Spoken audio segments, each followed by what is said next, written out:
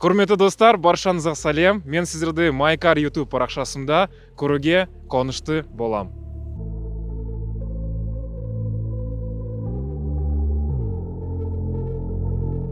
Так сложилось, что Алмата — это светский город, и у алматинцев всегда в гаражах стояли интересные и достаточно разнообразные многогранные автомобили. Сегодня нам довелось протестировать самую провальную М-ку за всю их историю — М5 F10.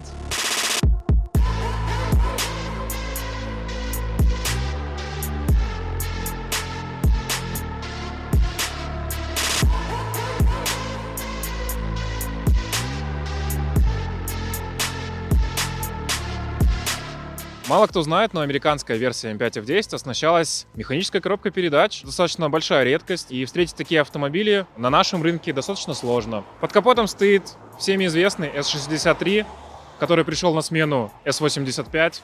Мне кажется, просто у BMW в то время закончились финансы, и им нужно было делать что-то бюджетное, чтобы заработать денег. Тенденция посещения фитнес-залов примкнула к нам с автомобильной промышленности. Это только сугубо мое мнение. Потому что обычные городские седаны стали переделывать уже в заводском исполнении в гоночные спортивные болиды, так называемые волки в овечьей шкуре. Это как после тяжелого трудового рабочего дня вы переодеваете свой дорогой костюм во что-то спортивное, становитесь на беговую дорожку, а в этом автомобиле вам просто необходимо включить режим М.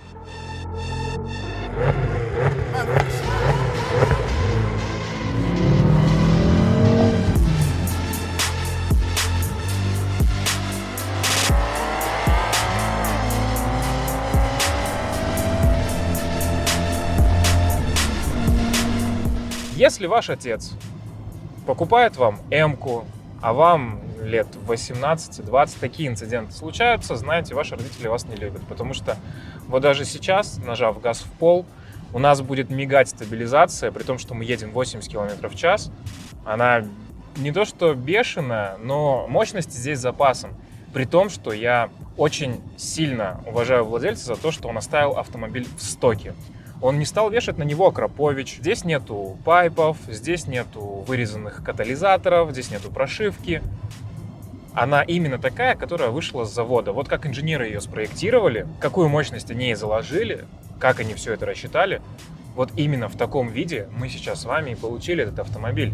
Мы сейчас даже едем не в М-режиме, но все равно, нажав педаль газа процентов на 20 буквально, и это очень приятное чувство, когда ты ощущаешь запас мощности под педалькой.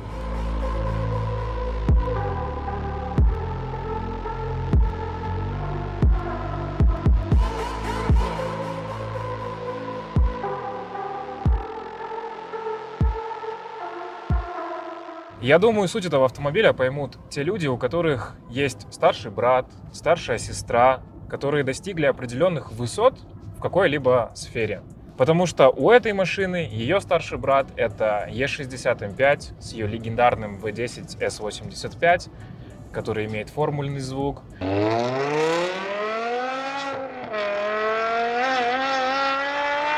Которая произвела просто фурор для класса этих автомобилей. После F10 вышла F90, которая тоже сейчас производит фурор. Автомобиль, который объезжает спорткары и суперкары. По сути, F10 осталась гадким утенком, которую, в принципе, никто не понял. Она не завоевала признания у публики, но что-то все-таки в ней есть. Был сильный даунгрейд с 85-го мотора на S63. Представляете? Фанаты Эмок получили V10, который потом у них забрали и дали им V8.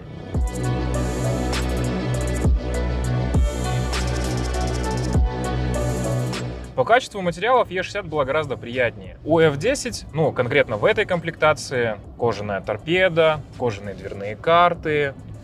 В этом автомобиле, наверное, один из самых интересных рулей, который просто запомнился своими очертаниями абсолютно всем. До оснащения BMW идет всегда с таким энтузиазмом. Это как конструктор. Фанаты этой марки меня поймут. Всегда нужно что-то в своем автомобиле доделать. Если у вас, например, Harman Kardon, как конкретно в этом автомобиле, вам хочется поставить Bowers & Wilkins.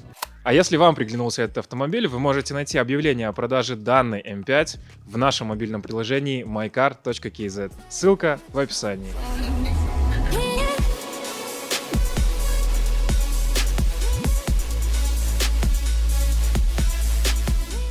Конечно же, многие из вас могут сказать, что М-ка есть М-ка. И я бы даже приобрел себе такой автомобиль, ведь внешность F10 мне очень импонирует. Сравниваю я, конечно же, с 535 с двигателем N55, который при должном тюнинге может поехать не хуже, чем S63. А финансовая разница в обслуживании этих двух автомобилей как пропасть в моем знании казахского языка. На старте продаж этот автомобиль для многих стоил неподъемных денег, но все же, решившись на покупку, вам бы хотелось более запоминающейся внешности.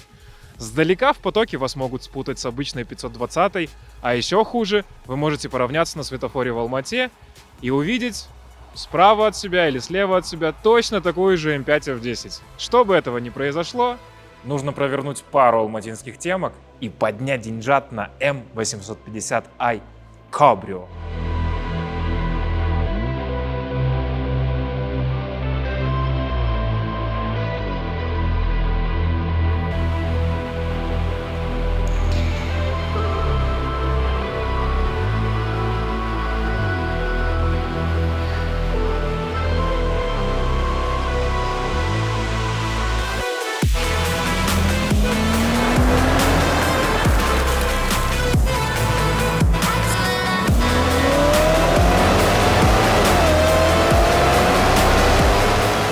Из учебников по экономике мы знаем, что история всегда повторяется. Перед выходом кузова Е31 баварцы снимают с производства шестерку. Появляется восьмерка с космическим дизайном. Просто фантастический. Он стоял особняком среди всей линейки моделей того времени. Что происходит в наши дни? Снимают с производства шестерку, взамен нее приходит восьмерка. И знаете, когда в вашей семье отец мастер спорта по боксу, ты просто не можешь стать балероном. Тебе необходимо чтить честь и достоинство своих предков.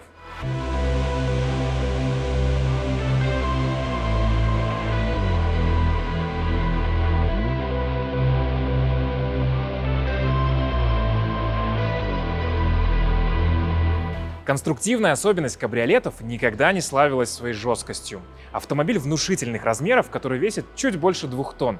И чтобы жесткость этого кузова была такой же жесткой, как удар камчой по попе непослушного ребенка, инженеры из BMW создали этот кузов, применив карбон и сталь.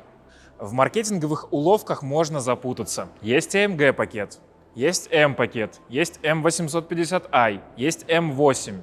Однажды Джереми Кларксон предложил наказывать тех людей, кто использует шильдик M на автомобилях, которые не являются M-ками. Но M850i — это действительно тот автомобиль, который стал лучше, чем M8. В ней подруливающая задняя ось, которая придает вам больше уверенности при прохождении тех или иных поворотов.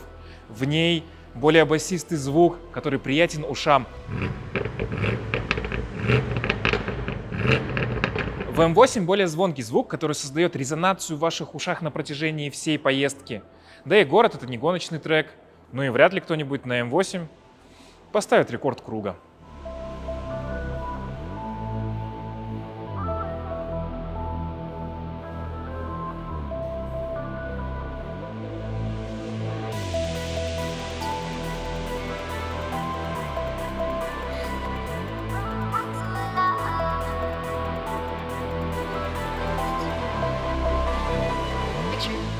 Эта тачка выглядит как Моника Белуччи в ее лучшие годы.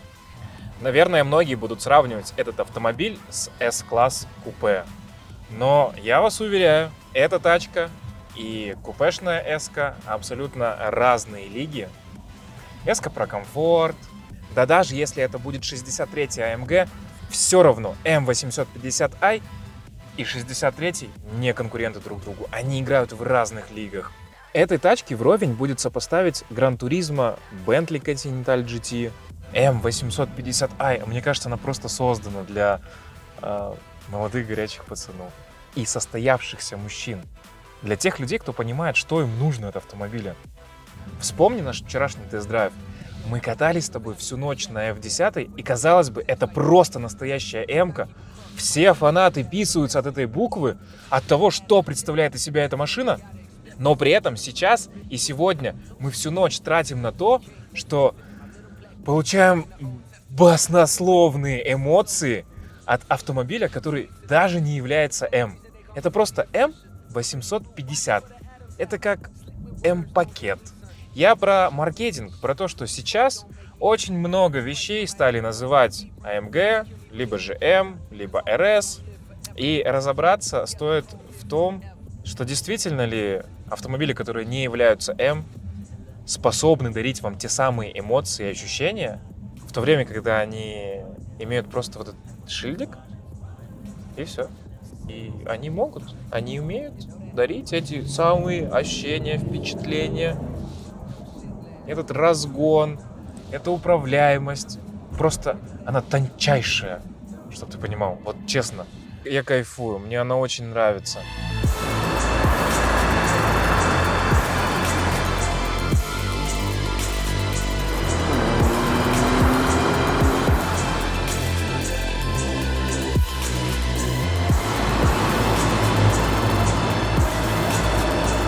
Мы неспроста брали на тест-драйв F10 M5 и M850i, которая, казалось бы, не есть настоящая M, но парадокс заключается в том, что эмоций она подарила мне больше. Друзья, большое спасибо вам за просмотр. Мы очень старались наполнить это видео качественным контентом. До новых встреч. Увидимся в следующем выпуске.